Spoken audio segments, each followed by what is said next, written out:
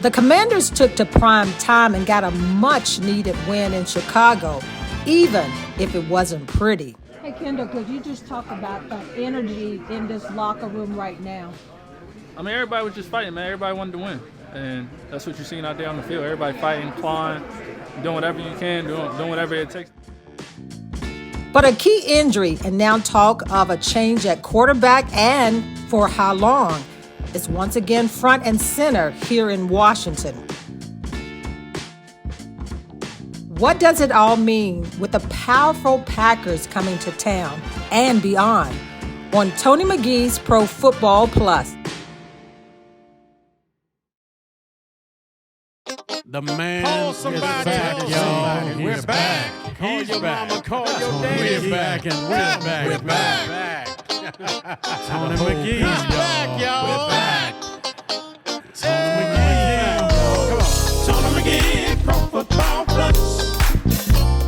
Tony McGee, Pro Football Plus. Tony McGee, Pro Football Plus. Tony McGee. Well, the Commanders get a needed win in Chicago, and Ron Rivera goes off in the locker room defending his quarterback that will be likely out 6 weeks. We've got a great lineup of guests to talk about that and more when we come back on Tony McGee's Pro Football Plus. Well, I've got a heavy lineup. Welcome, guys. Tony is out today. I mean, he's out on assignment, so I'm in the big chair today. And we've got Fred Smoot with us today, as they say, the mouth from the South. But I like that, Fred, because I'm from the South, well, the Southern West Virginia. And then we got Trey Johnson. Oh, my gosh. Can you come back and play, Trey? And then one and only Ken Harvey here. So we've got everything covered today. And Alex also with us today. So we're going to jump right in this. Ron Rivera, after that Carolina game, just went off. I kind of like the passion that he had. He was defending his quarterback. And also he was talking about, you know, I thought that they won the game, but it looked like they lost the game with his I guess his comments after the game, because he was mad about the fact that Chicago almost came back and won the game when Fields ran 40-some yards. And then he was talking about, of course, Carson Wentz, who is going to be out probably for 6 weeks with a hand injury. So, Fred, I'm coming right to you. What does that mean moving forward? And the passion that Ron Rivera had after, I kind of like that. And I've been waiting to see that for a long time. So I wanted you to talk about Ron Rivera's comments after the game and also the Carson Wentz situation. Now that he's out and Heineke is in, what does that mean moving forward for this team?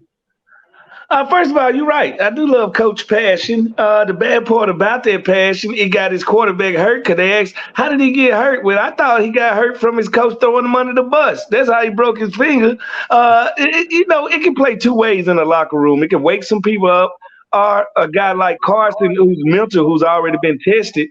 It could hurt him. So I don't know. I think they looked up in this situation too. You got to realize in their contract, it was said if he plays 70% of the snaps, that's a second rounder that we have to get a coach. And if he plays under 70%, we get him a third rounder. So actually it was a blessing and a curse at the same time. And you know, everybody loves the backup quarterback. That's why Heineke is one of their favorite. When you ask for Heineke, you got Heineke, a 6-pack of them now, and we'll see what we got with it.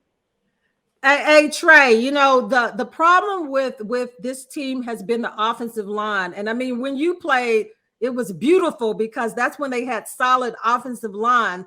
So now with Carson Wentz out, which he struggled behind the offensive line that was beat up. What does that mean moving forward? And this offensive line, how can you help Heineke, a younger quarterback, being thrown in here? I know he's more mobile and everything, but how can you be successful with a line like they have? I mean, hopefully the line comes back healthy. You get some chemistry generated. They can establish an identity up front and, you know, allow the protection that's required for Heineke to go do his thing. I think that's all he can do. He has to be him. You know, they have to give him the best opportunity to be him. So it would be a situation where you hope the line is getting better than it has been in the early part of the season. They're healthy. You get a cohesive unit. You get the same unit week in, week out. You get some experience. You get some chemistry. Some confidence is built, and then they can help them out. And I think the running game is going to help them too. I thought the running back room was dope, and that often instills a lot of confidence in linemen too. So you can run the ball, allow Heineke to do this thing, stay healthy. I think everybody will be right. So do you like Brian Robinson? He's back in, in his probably second game. He had 60 some yards against Chicago. How much will he help? And Trey, that they don't stick to the running game.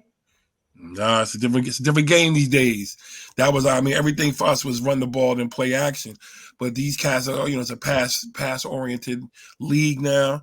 I love the Brian Robinson dude though. He took slugs and came out and ran and put people in their pockets when they try to tackle him. He was I think he's going to be a dominant force at running back if they give him the ball. I think you feed him. I think that's how Heineke, going back to your earlier question, you get the running game going. I think that's how Heineke becomes more successful when he doesn't have to do it all by himself. Hey, Ken, does this situation with the Commanders make you nervous right now with all the changing pieces? Because it was some broken pieces before all of this happened. What makes you nervous about this team right now? Well, it's not so much being nervous. If you look at it and based off of what everybody was saying, Heineke is a mobile quarterback. This league is a league of mobile quarterbacks where they can run and pass the ball. And so people like that about him. Where he gets into trouble is when he tries to do too much or he becomes inconsistent. But as a mobile quarterback, that presents a different problem for the defense because now they can't just focus on somebody like Wentz. If I was playing against Wentz, I know he takes a long delivery to throw the ball. He drops back. He holds on to it kind of long. And the offensive line is not good enough to block against, what he has as kind of negatives. And so it's good for a defense. With this, you got to kind of unexpected. So you don't know what's going to happen. I think a lot of it will come back to how well the coaches present the players that they have. And one of the big problems a lot of times coaches have is that they want their scheme, the players have to fit into their scheme instead of adjusting the scheme to fit into the players. And hopefully that would be something that would scare me, is if all of a sudden the offense or defense where the coaches say you got to be this, but the talent doesn't fit what they're saying that you need to be. And that could be the scary thing. So we'll see if the coaches are willing to adjust and understand the talent that they have. Hey, Alex, piggyback off and just what Ken just said about the coordinators fitting the scheme with the players versus vice versa. I want you to jump on that as far as the coordinators. How do you kind of like put this together? Because Heineke was there with Scott Turner last year, and it wasn't a happy marriage, as Fred normally says, the marriage. But so how do you blend this in to make it work this time? Listen, I think sometimes when a backup comes in, there's a tendency for coaches, you guys would know this better than I would, to sort of dumb down the offense. And that's not a bad thing. I think we saw Dallas do some of this. I understand Sunday night, Cooper Rush looked more like the backup quarterback that he sort of is. But listen, for 4 games, he looked darn good. And maybe they were doing some things and simplified some things and didn't ask him, Cooper Rush, to do too much. They won a bunch of games that way. It may very well be, even though Heineke is familiar with this system, that, you do what you can do. If you can run the ball, that helps immensely, obviously. Maybe there doesn't have to be 73 different options with pass plays. Maybe there's the 10 best. And maybe 4 of those go to McLaurin and the other guys split the other 6. Sometimes simple works. And even though he knows the offense, he's been in it longer than Wentz. I think he adds spunk. He adds an energy. Folks have wanted this. Fred, you said it best. The most popular player on the team oftentimes is the backup quarterback. Okay? So folks kind of wanted this. Our own Tony McGee wanted this a week ago before anybody knew that Carson Wentz was going to hurt his hand. Nobody wants to see an injury. A lot of people wanted to see the backup quarterback. We are here now. I sense a renewed energy. Now, listen, they can go 3 and out, 3 straight drives, and I can look awfully stupid Sunday about 1:15. But for now, there will be an excitement and energy. Folks are going to get what they want, I think. We'll see if it turns out. Hey, Fred, you said be careful. No, he's right. Listen, this is what you got to ask about both quarterbacks. What am I getting and what am I losing? All right. It's no wonder that Carson Wentz, he has the stronger arm. He can throw the deep ball. But besides the couple of deep balls we've thrown, the one thing that Heineke will bring is connectivity on third down. The reason we haven't been good is because we've been playing 40, 50 plays a game. They're like, why we ain't getting Terry the ball? We ain't playing for 40, 50 plays a game. I think with Heineke, those small third down plays are now will be catch and runs. I think at the end of the day, his ability to get outside the pocket and make plays off schedule will be the reason we make more plays. Will they be deep plays? No. But will we make more plays? I think we will. And he's not your average backup. He's been in this system for 3 years. He knows everything. They don't have to dumb anything down. Keep the running game as is. Keep moving the ball. Keep pushing the ball. But I promise you this, they will be better on third down, I think, with Heineke in there. Well, Donna, let me jump in real quick and to say also, what we're failing to realize is that him coming in compared to last year, the defense was struggling. Defense wasn't all that good. This year, the defense is a whole lot better. They've matured a lot better. They're hustling to the ball. Yeah, they've been making some mistakes here and there, but they're a whole lot better than they were last year. And so I think a lot of it was on his shoulders to be all that. And you can see even with Dallas, if you have a solid, strong defense, yeah, you may lose against a team that has a well-balanced, dominant on both sides team, but most of the teams aren't like that. And you'll end up, winning a bunch of games. And so with I was going to say the Skins, with the Commanders, they'll have a great opportunity to win the games that they should win. And when you say you should win, there's some teams that you look in the league and you say, well, we should beat that team. They should win those games because now it's more of a balance. You have a good defense and you have a quarterback that's pretty mobile, that has a good core of people around him that can produce. Hey, Fred and Ken, I'm not going to be buying that. Trey, help me out, because they said they'll be able to do more things, but the problem, the question marks pertaining to Heineke had to do with his arm strength. You've got solid receivers out there, but if you can't get them the ball, then that takes away from the offense. So talk to me about his arm strength. I mean, from what I've seen, his arm strength wouldn't be his marquee feature as a quarterback. He wouldn't be one of the guys who I would say, you would go when you say his name, his arm strength would jump out at you as being his premier asset. But I mean, I do think he does manage the game well. He's athletic. But going back to what Ken said earlier, what are the coaches willing to do to alter their game plans, to accommodate him? Like I said, I think they got a great running back room. I think, the tight ends are solid, even without the Logan kid. I think there are some things you can do to accentuate his assets despite not having the strongest arm. So, maybe he's not going to put that 60-yard, bomb in the bucket down there, but I think there's a lot of other things you can do. And like what Fred said, he can keep moving the chains. You get over 70 plays a game, it's a better chance to win doing that. I think that's something he can do. Well, you know what? We're going to take a break, but I'm going to come back to you, Fred and Ken, defensively, because the defense had 12 men on the field, not once, but twice. We'll talk about that when we come back from this break.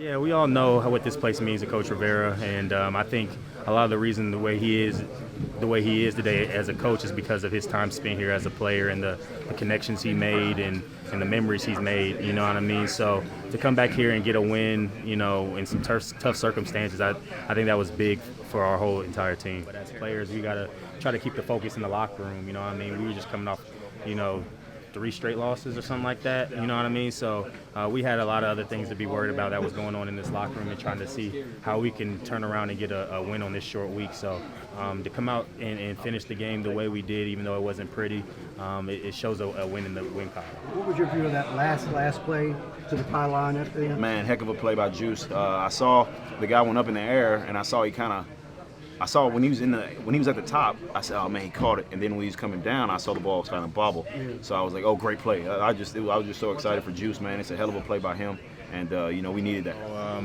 I had to lock in and make that play so we can get a win and get back on track. Like I couldn't really fully see the ball, but I knew some sort of way he was gonna try to make a play. So I just went through his arm and I kept flying all the way until it went to the ground.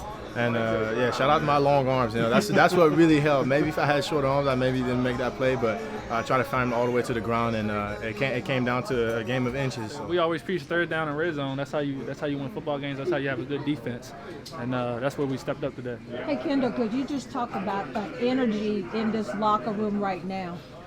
I mean, everybody was just fighting, man. Everybody wanted to win, and that's what you're seeing out there on the field. Everybody fighting, clawing, doing whatever you can, doing whatever it takes to win, and it feels good to go out there and finish it this week. Like we went through so much stuff that it kind of builds like our capacity to hold that type of stuff and just block out the outside noise and focus on what we need to focus on.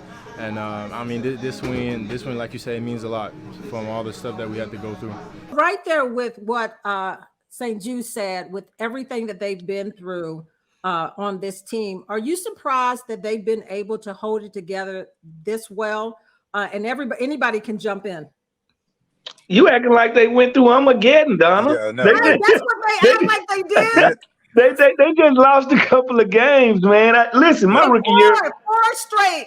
Hey, my rookie year, we started 0-6. All right, cry me a river. All right, you just got to pick yourself up, dig out your hole, and keep going. The locker room don't get into all the outside drama and all the other stuff. Yes, they went through some stuff. They had some close losses, but they can't be the woe is me right now. They got to pick themselves up, and they got to go out here and take it upon themselves to go win the game. And that was a great play by Benjamin St. Juice to end that game. This called going out making plays, and we haven't made enough plays in the back end, far as the defensive backs, to even be a compliment to the front, because the front has been getting after people. We haven't been turning the ball over. William Jackson III, a.k.a. Dollar Bill Jackson III, ain't worth every penny. He is gone, and now you got to fill in some more slots with some guys. So at the end of the day, like I said, I think they got to just say us against the world mentality and go out here and try to get some games and connect some wins together.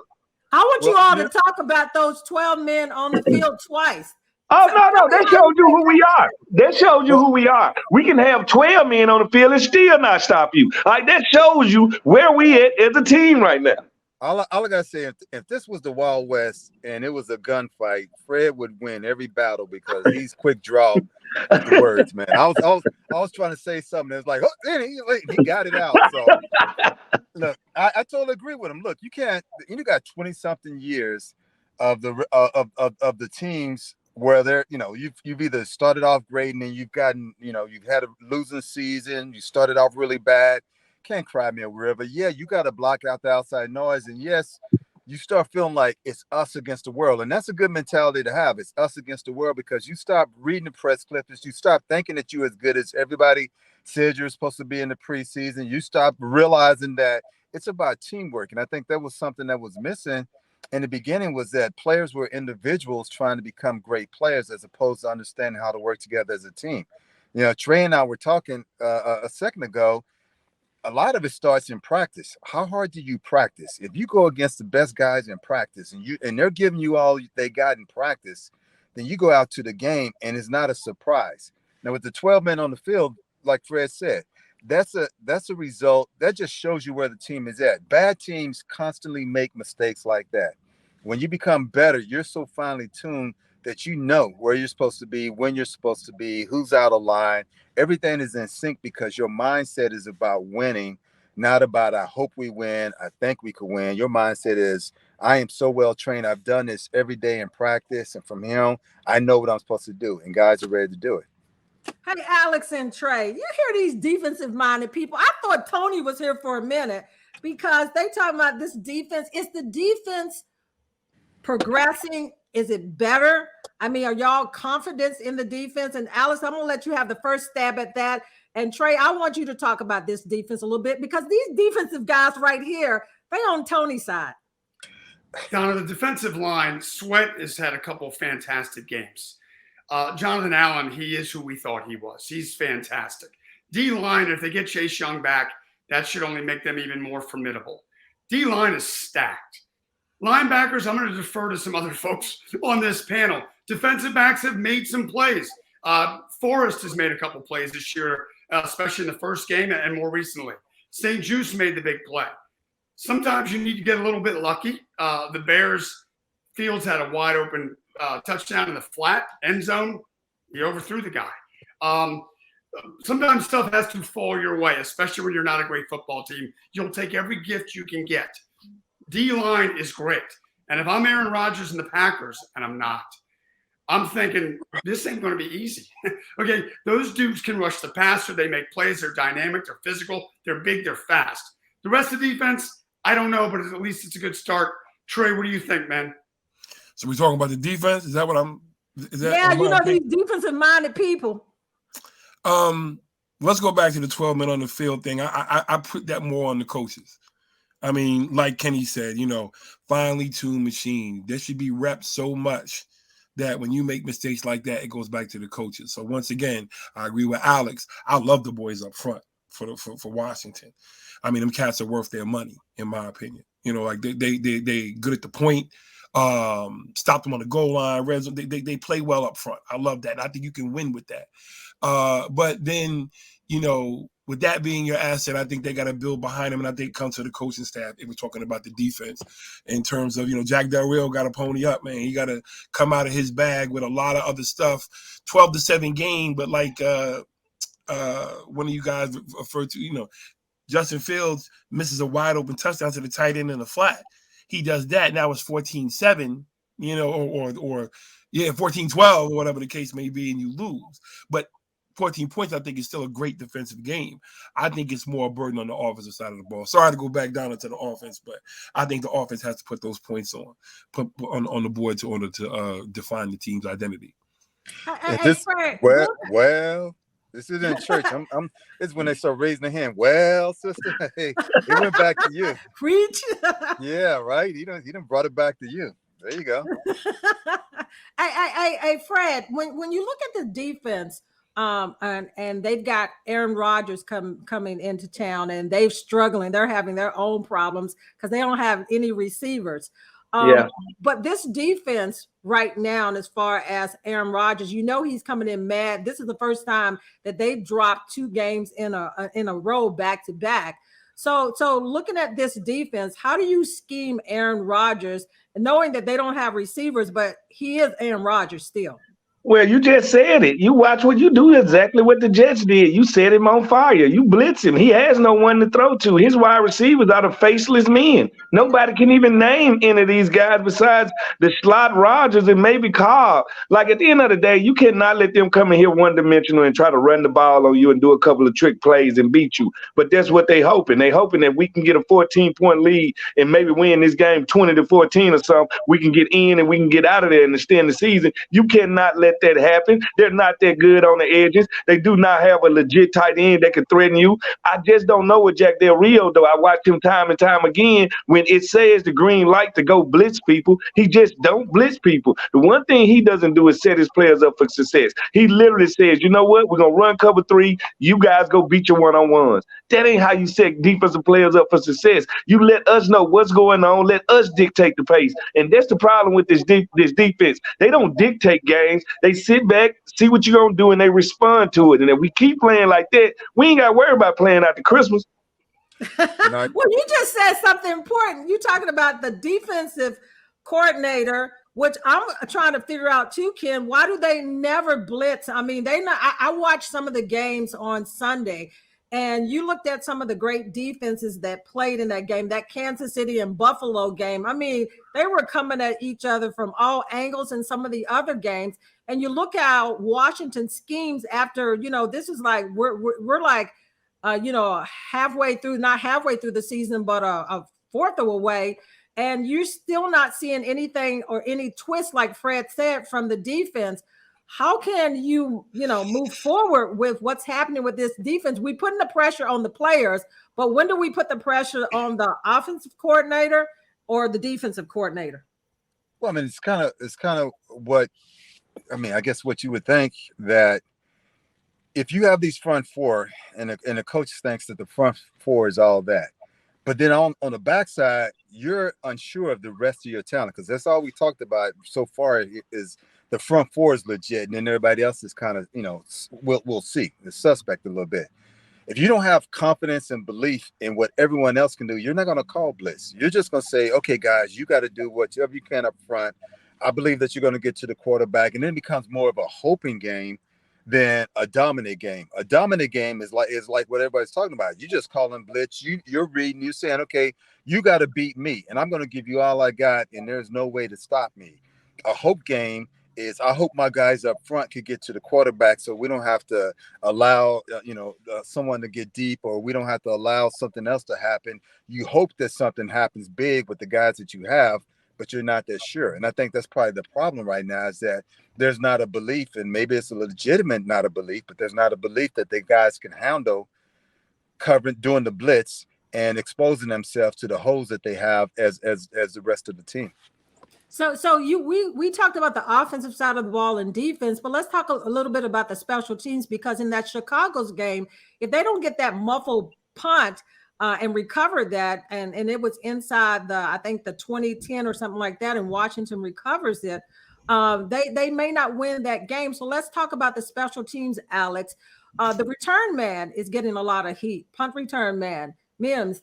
Do you switch that up? Because Antonio Gibson during training camp, they had him back there when they knew that Robinson probably would be taking over that position a little bit more. Do you change that up? Because they have not gotten much out of their special teams as far as their return.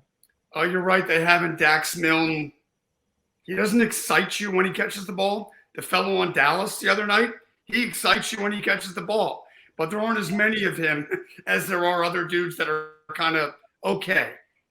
Only if I know that the other guy's going to, A, be better, and B, is going to hold on to the ball. The one thing I'll say for Milne, save for, I think, one fumble that he recovered himself, ball security is key. This game nowadays, you don't see, at least I don't see, the amount of great punt returns and great kick returns that we used to get. I think the rules have made it that way, certainly on kickoffs. The one thing that is consistent is Tress Way might be the best player on the team. I mean, this guy is every punt, every game, 51 yards, 47 yards, inside the 20. He didn't make the guy muff the punt, don't get me wrong. But you're right, Donna, that muff punt, that guy doesn't muff that punt, it's a whole different scenario. Then you're probably talking about 1 in 5. I mean, a whole different animal. It takes luck. I don't think I would switch Milne unless I knew that the other guy was going to hold on to the ball. And I think, if I'm not mistaken, he's had some issues with that just as a running back. So I'm all for ball security. As long as we don't lose the game on special teams, I'm fine with it. Hey, Fred, are you comfortable with Antonio Gibson being back there? Oh yeah, listen, I want my best players in the game, and if you're gonna make him running back 1B, in turn to get him get his balls back, you have to literally let him return kicks. He's a guy that can get you 800, 800, and 800. That's 800 returning yards, 800 receiving yards, 800 rushing yards. He reminds me of a bigger version of Eric Metcalf, Dave Meggett. If you can use this guy like that, he becomes a brand new weapon, a whole different weapon. He becomes problems that you don't want to see about. And don't forget that Curtis Samuels is a return guy also. So I don't want to hear what you're saving him for. The season is on the line now. Hey, you know what? We got to take a break with that last word from Fred, and we're going to come back and talk a little bit more about Green Bay and facing them. And can this Commanders team get another W after this commercial break?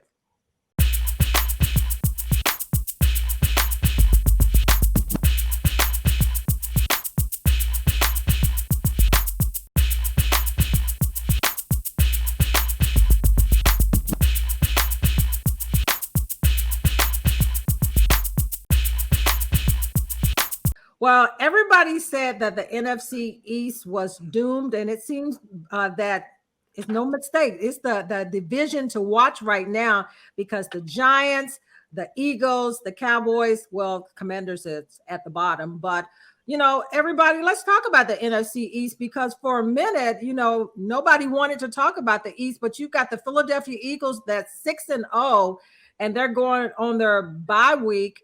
And you got the New York Giants that everybody thought was a fluke, but you've got to start considering them in the talk because they seem to find a way to win again and again. So let's go back to the Philadelphia game against Dallas. Fred, I got you up first. Talk to me about that game and the Eagles. Is the Eagles the best team in the NFC? First of all, they're the best team in the NFL, not just the NFC. You have to look at the fact that they're a team with no weakness. They have a legit quarterback. They have a legit running back. They got a legit running game. They have a 1A and a 1B receiver. They are not if Devontae Smith is your second receiver, that tells you everything. They have a legit tight end that can stretch the field. They have one of the best, if not the best, offensive line. They have one of the best defensive lines. A great linebacking core, and they have two DBs with Slay and Bradbury that's playing the best out of any two corners in the league. So yes, they are the best team in football, and what they showed us is even though they're that good, the Cowboys are not that far behind because their game was still tight with Cooper Rush, and Cooper Rush is never going to be Dak Prescott. So yes, the NFC East is beast, and yes, the NFC East is back. Well, it's funny that you say that because Cooper Rush did what he was supposed to do up until the point where he had no turnovers. Donna, Cooper Rush is a toupee. You put him on after your hair fall out. Yeah. You don't use him. He's not a quarterback one. Like I always hate when people fall in love with backups. People are backups for a reason. If you're going to a Jackson 5 concert and they tell you Michael Jackson not performing, but Tito is, I don't give a damn about Tito. Hey, Trey, you hear him talk about that? He said toupee, but he still did his job because he didn't turn over the ball until against Dallas. He had 3, but he kept them in contention to put them there. But talk about Dallas because their defense is solid across the board, and offensively they're there. But these teams that we're talking about, the Philadelphia Eagles, the Cowboys, the Giants, they've got solid offensive and defensive lines. Let's talk about that for a minute. Well, to Smoot's point, Cooper Rush has been a good toupee. He did his job, right? But Dak is going to be coming back at some point. Then you got that second rotation through the league, through the division. The Cowboys are somebody to be respected as a team, even though they may not be liked, especially not in this area. I agree with him that Philly is the best team. The NFC East is getting away from the Commanders at this point, and they have to come back. I mean, you basically have to sweep them now if you want a chance at getting in the playoffs at some point in the future. But I think it's because they are all 3 of those teams are good up front. I think we alluded to, I think Philly is the best line in the league right now, with the best skill set, the best complementary players, and their coaches are in line with their players in terms of getting the most out of them for what, they're able to do. If you're talking about going back to the Commanders, there's some holes in the boat that I think are going to be hard to fill and get on your Love Boat cruise to the promised land. So I think it all comes down to talent. I think now I mean, we're almost at the 8-8, right? Yeah. You get to see who's who. The other part's going to be injury. Who can stay healthy enough through the remainder of the season to make that playoff run. But Commanders are in crisis right now. Oh, they might be on life support a little bit, but Ken, the New York Giants 5-1. Nobody saw them at this point being 5-1. They scored the final 14 points in that game. And also they beat the Ravens 24-20 in that. And for the 3 times straight, they've come back from being down. So Daniel Jones is the quarterback. And they got a first-year coach that basically has gotten this team right behind the Philadelphia Eagles. Why is it that the Commanders are not where these other teams are, the Eagles, the Giants, and the Cowboys? Because for 3 or 4 years, they were all at the bottom. Well, like you said, you got new coaches, new mindset, new way of thinking, and then you have the Commanders who came in with kind of an old mindset and an old way of thinking. Let's get an established quarterback. Let's get guys that are dependable, nice guys. Sometimes you got to have the nasty guys on your team. Sometimes you got to have the guys that are going to cause trouble, aren't the good guys, but can ball out, and that people Thugs, respect, and they Ken. call They some stuff. call thugs, Ken. Thugs. You need a couple of thugs. I'm trying to be all polite in this, but yeah, you gotta have some of the thugs. You gotta have the smooths. You gotta have the people that are going to be nasty because those are the ones that people are going to start rallying behind when it gets down to it. And you say, I need this. Those are the ones going to be mad because they didn't get the sack, or they didn't get the call to get the pass, or they didn't do whatever. I'm not saying prima donna, but because of the situation with the team, you're trying to do everything perfect because of all the outside stuff. And you can't afford to have necessarily that on your team, which in reality, it's about the attitude. You need some people to get those attitudes, to be up and slap you in the face. I mean, me and Trey, we got into fights at times, right? Because we're like, I want to win and he wants to win, and somebody got to be. I'm gonna put you on your back, and then the next person got to be, well, you got me. I'm gonna get you for the rest of the year. I'm gonna try to get you in practice. You got to be that way, and that's not saying that guys aren't that way. But I think you have a team of a lot of good guys trying to be good players, but there's no one nasty. And it's, I've been talking a lot, but the other thing was that you got these young coaches, you got these young guys bringing a new attitude with the team, whereas you've had the same attitude with the Commanders. No matter how you've changed it, what they say, you can put lipstick on a pig, but it's still a pig, right? It's still the same. There you go. Hey, Yeah. Alex, is it too late? Right. Is it too late for the Commanders? Because when you look at their schedule beyond Green Bay, it's not easy. In Philadelphia, they don't play a winning team for a while until they play, I think, the Colts. So where do you put the Commanders? Because like Trey said, that they almost got to win out. Yeah, I mean, I think it's too late to win the division. If they're going to catch Philadelphia, they've got to sweep them. That's fine. That would put them 2 games back. I mean, does anybody expect them to sweep Philly?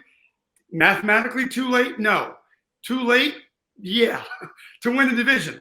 Listen, wild card, sure. I remember when I was covering the team for ABC 7 Sports years ago. Fred, was it you or CP, Portis? Somebody came up with the 6 in a row or we don't go. Yeah, 6 in a row or we don't go. And it was 5 in a row. And it was 4 in a row. And they did it. So have crazier things happened? Sure. Would anybody bet their hard-earned money that this team is A, going to win the NFC East, or B, make the playoffs? No, but it's sports. And maybe the change of quarterback changes the kind of karma. And that's not to say that Carson Wentz was awful. I think he was who we thought he was. We talked about this last week on the show. He throws a great deep ball. He can win you some games. He can lose you some games. He threw for 99 yards at Chicago. They won the game. So, Donna, I think it's too late. We can roll this back in the middle of December. If it's not, Fred said it's too late. He doesn't think they'll be playing after Christmas. You said it was too late, too? Well, listen. I like to be a realist. But Ken brought up something that's true.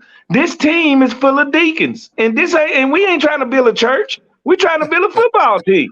You better pray. Hey, listen. Jesus is the only person that can help us. Unless he come take over the quarterback, I don't see us doing it. Hey, Trey, all I want to hear about is that fight that your kid was at. As far as that fight, that got y'all riled up again. But when we look around this division in general, and then going back to the Green Bay game, Trey, where would you start at in orchestrating the scheme for Green Bay and what needs to happen? Because this team has a tendency on offense to start off slow. Okay, now I'm going to have to go to the defensive side of the ball. We're talking about what I'm talking about for Green Bay. So now we've gotten beside ourselves in terms of all this playoff division winning. None of that really matters right now. Right now, what matters is Green Bay. And you got to remember, for all of that posturing and legendary, performance, Aaron Rodgers bleed like us, and I have to make sure he do on Sunday. If that's me, I got the best D-line or one of the best D-lines in the league, and I know if that's going to be my strength, y'all better put him on his pocket so many times he can't think straight or breathe right and left. And I think from there, let's make them have to adjust. You know what I'm saying? Go get him. I think that's the key. What's that movie? Was it The Patriot? Aim small, miss small. Let's go win this game. I think you win this game by, like Sue said, they don't have any wide receivers. I think they got a good running game. I think we stack up pretty good against the run, but let's send some people. Like Ken said, Ken made a great point about how, they stay in cover 3, and you can tell, I agree, Del Rio is scared. He doesn't want to expose his guys. But, what do you have to lose at this point? The season is right now. Send everybody. You know what I mean? Call people, call cousins. We don't call cop, we call cousins, right? In my neighborhood. Call everybody. Go get Aaron Rodgers out of the game or whatever needs to happen. And then, play smart. Run the ball, those short passes, play action, just grind it out. One game at a time. Like whatever that 6-0, whatever that thing you was talking about, Alex, with Smoot and them. We played on a lot of mediocre teams. You know what I'm saying? And, but we had a lot of good players, and I think everybody took it personally, and I think you got to go, you got to get that fight in you. I fought like every day in practice for years, at some point or another. But when it came time to get on the field, I think everybody brought that to other teams. You can't be no Ashburn All-American if they still practice in Ashburn. Hey, you know what? Ken is like this team. He disappears sometimes too, because we can't even see his face now because he's disappeared in the background. But let me give you some stats right here.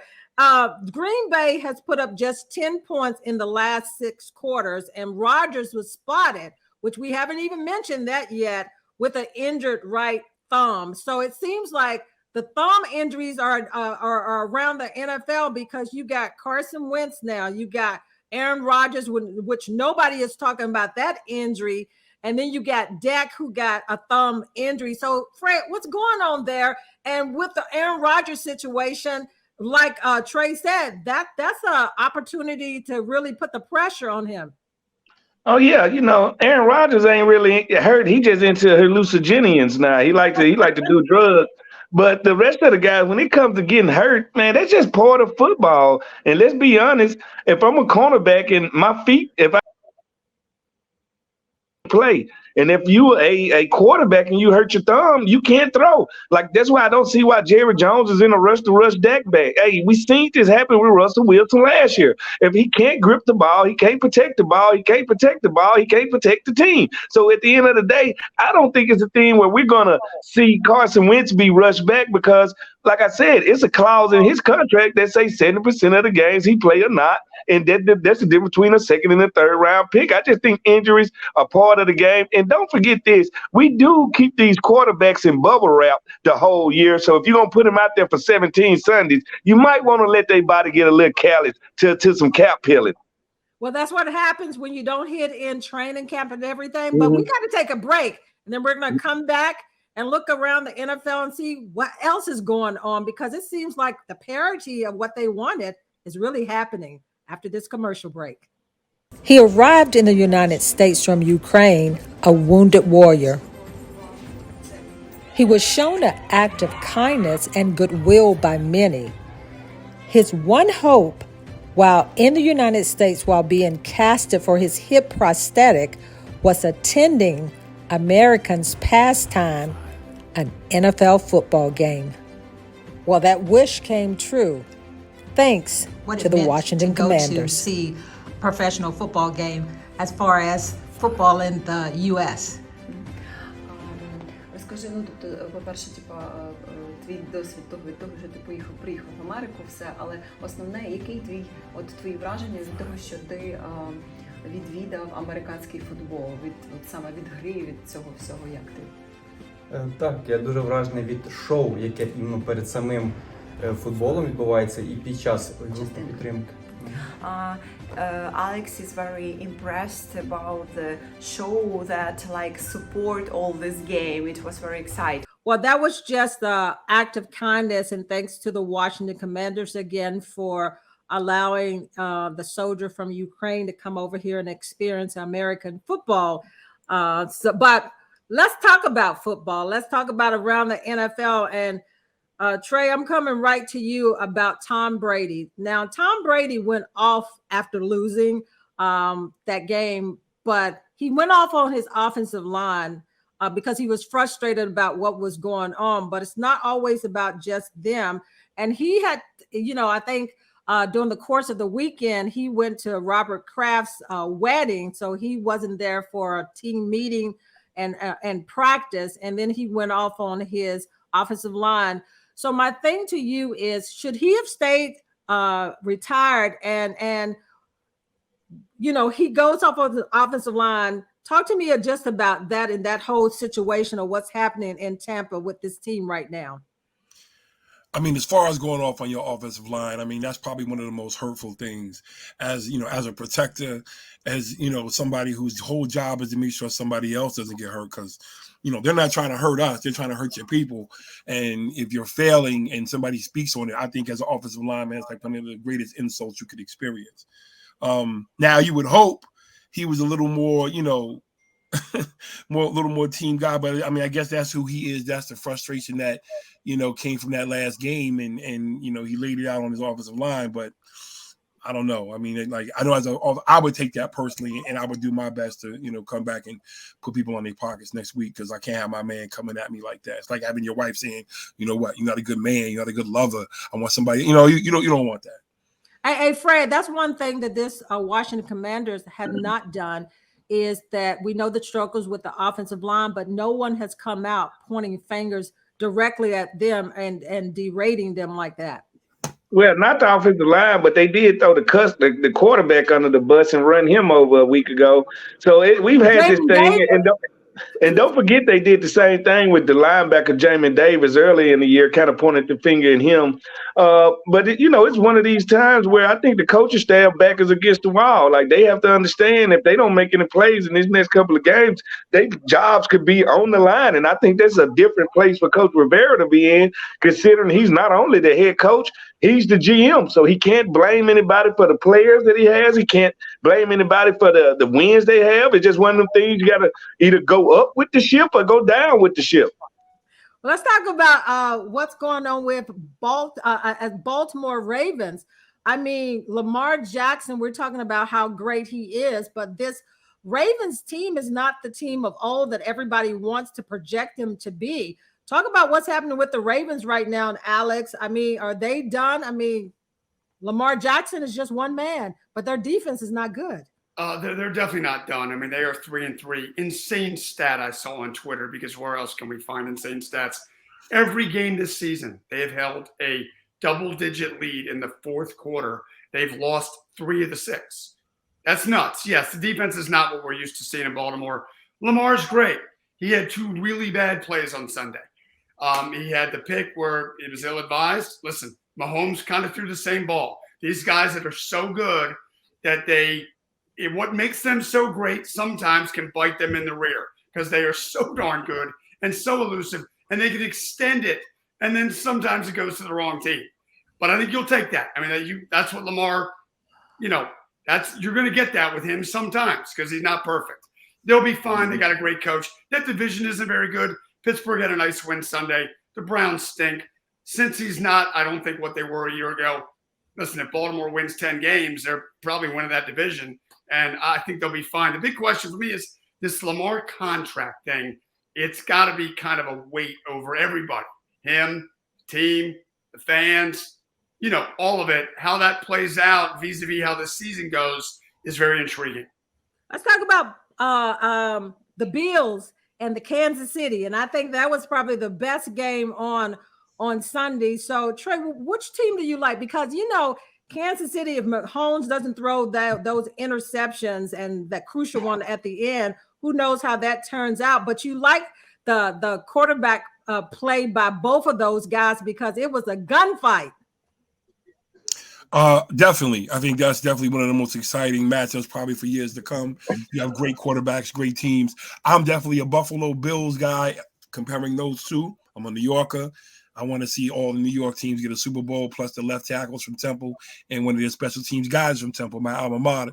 So I'm definitely a Bills guy in that aspect. But I think that with the talent level they have at those primary positions being the quarterback, and you keep them healthy and keep some choice for them to play with, I think they're going to be, perennial playoff teams for the next 3 to 5 seasons. Hey, before we go to this break, I have to let Fred jump in about the Jets. Yep.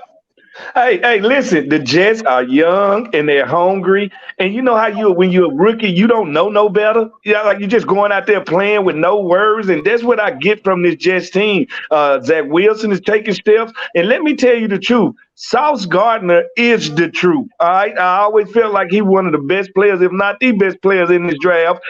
Bryce, the running back they drafted in this year's draft, is running the ball. He headed for rookie of the year, possibly. Yeah, the Jets are for real. And I can't believe I said that. I'm about to throw up in my own mouth. So congratulations. Hey, they said thank you, but we got to take a quick break and we'll talk about the picks. Oh, did I go 5-0? Oh, I did. We'll have more when we come back. Tony McGee's Pro Football Plus Speakers Bureau offers you various opportunities to connect with former and current players along with Tony and the crew. For more information, go to redmagplus.com Speakers Bureau.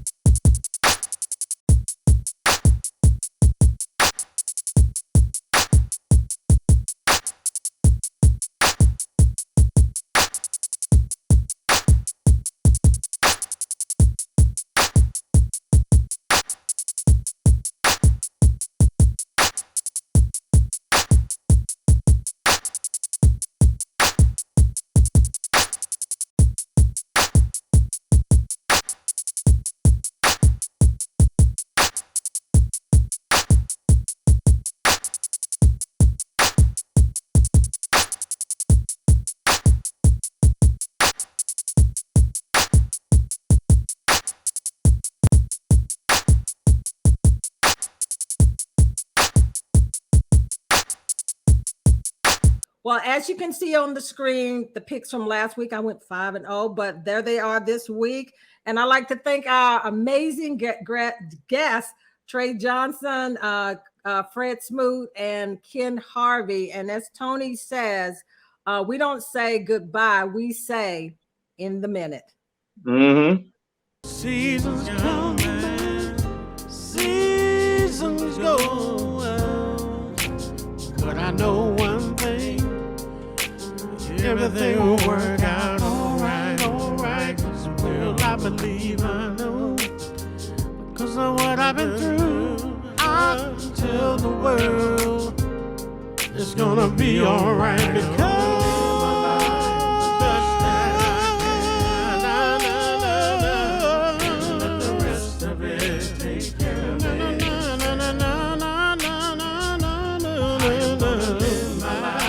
the best that I can. Oh, the rest of it, take care of itself. I'm gonna live my life.